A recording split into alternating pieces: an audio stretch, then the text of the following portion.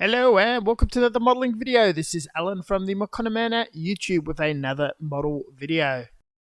Today is a vintage find from my local trash and treasure market, looking through Soviet scientific instruments on a junk vintage table, and got a pretty sweet haul, especially this taxi cap. Unfortunately, the topic of the video will be this unusual vintage airbrush, sold as operational unidentifiable junk with Japanese origin. At this point, it's research and found media. I identified it as a Holbein Y2 model airbrush. Japanese art supply company from the 1930s, named after German artist Heinz Holbein, selling elite professional grade product to this day. The airbrush line was out around the 80s and heightened popularity reaching in the 90s, favoured by print media and photo touch-ups.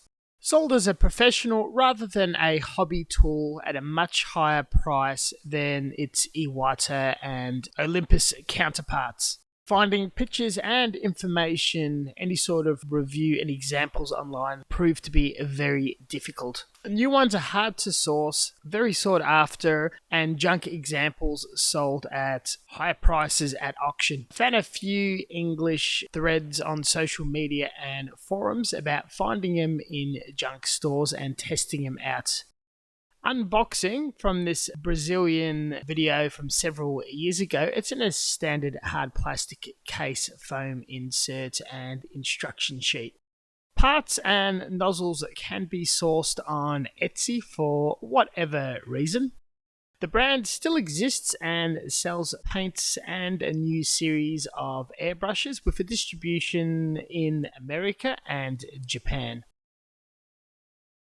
My Holbein Y2 was purchased for $10. The seller seemed very knowledgeable about scientific instruments and vintage electronics technology. He claimed to have used it for some restoration on other projects. It was a risky purchase, but I've never seen a profile and shape like this. First step was to completely strip it down and identify the thread and shapes to something familiar, which was not problematic and fairly straightforward, besides a couple of interesting features like the countersink air valve and some bits that were more intricate and over-designed machined than needed to be. The space between the paint reservoir and the back end is bolted in and rattles a bit. The nozzle crown is crushed as if used by pliers to open it, and electric coating wear in the inside of the cup, showing heavy use over the years. Good news, the needle and nozzle is sound. Bad news, I've never seen a nozzle like this before. Lubricating, I'm using petroleum jelly and mostly greasing up the rear trigger assembly with a Q-tip, plus a light glazing of major threads and the air valve. Metal on metal can cross-thread or seize. If one of the O-rings or seals does go, paint is going to flood through somehow. The viscosity is going to mix the lubricant with the paint to prevent it from setting and sticking anything. I have received a lot of criticism over the years of applying it far too thick. Worst case, the air valve can get a bit sticky. I have never received a valid reason not to. Reassembly is incredibly hard, but not impossible. The protruding countersink air valve caused me a bit of problems, and the tongue is lodged well inside of the trigger well. I forgot to remove it from the disassembly and had to shake it out. First attempt, the trigger did not align with the air valve, so please bear with me with the editing. The second go, I successfully placed in the tongue and twisted to lean it back, placed in the air valve, then placed in the trigger on top and made sure it would depress down easily. Older airbrushes are painful like this, and with enough practice you'll get the hang of it, followed by placing the rear trigger assembly in the back, pushing the trigger all the way forward with the tongue and screwing it in, making sure that it can still depress down. Especially with this airbrush, the most stressful and scary part is aligning and putting the needle in for the first time. Glide it in very gently, stopping if there's any resistance whatsoever, and making sure it pokes out from the nozzle. Needle tip should protrude by 2 mm. Once visually confirmed, we assemble and chuck on the nozzle crown cap. Gently seat the needle and add the needle nut, making sure it's tight enough and exercising the trigger that it pinches and moves backwards to open. Final recover of the airbrush is on. Any final adjustments? Of course, we put the air valve on at the start, test all the functions, and we're ready to go. Comedically, you can see where it goes wrong, and it does engage backwards and forwards, but does not depress down. Besides very modern airbrushes, the trigger to air valve is always tricky. Concluding the assembly of this airbrush, and everything is looking well enough that in theory should operate without issue. Indeed, vintage, some of these issues do not translate to modern airbrushes.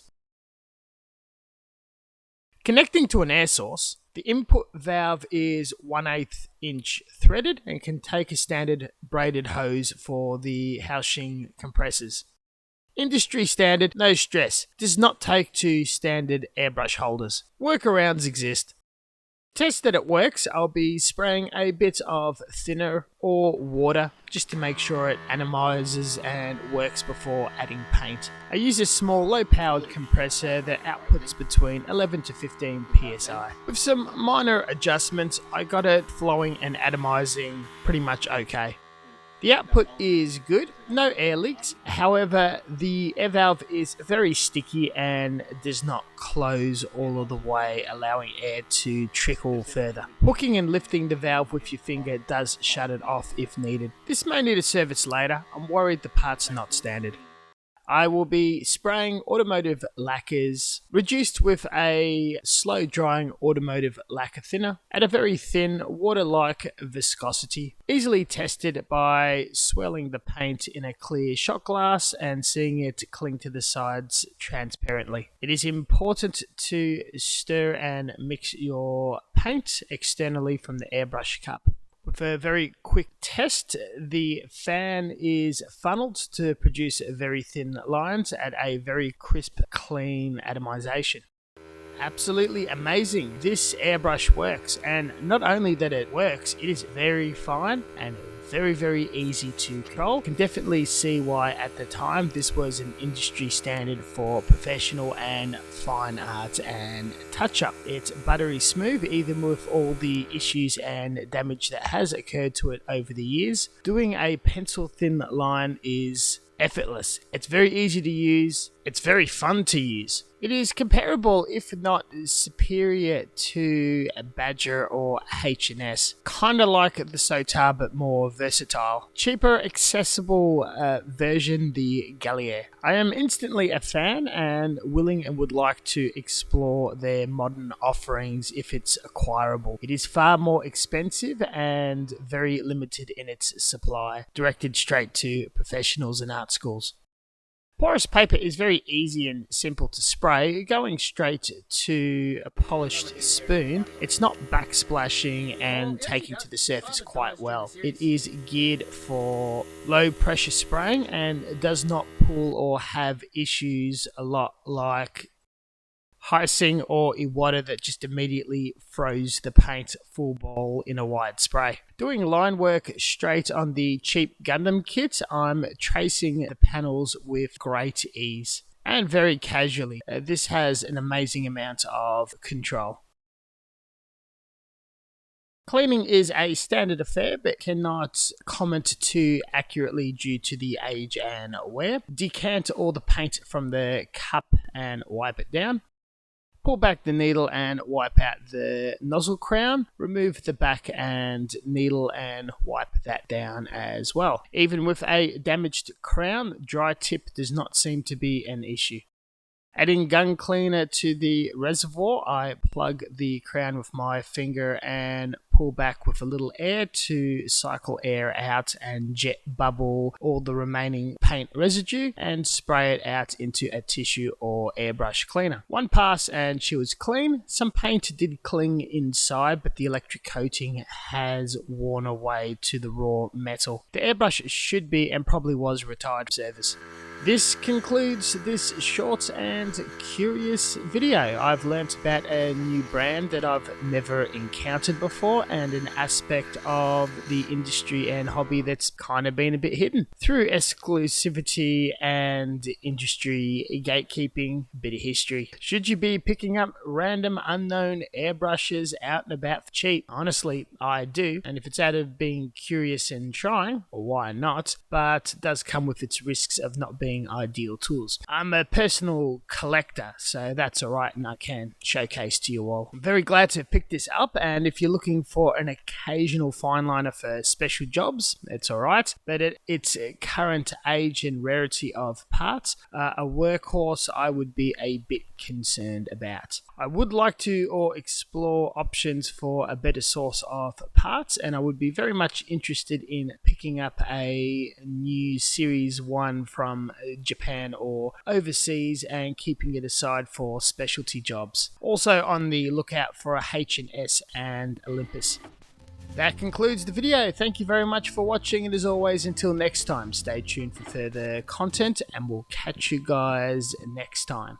Please check out the description section down below for references and links to social media, and we will be back in a week's time with more content. See you later.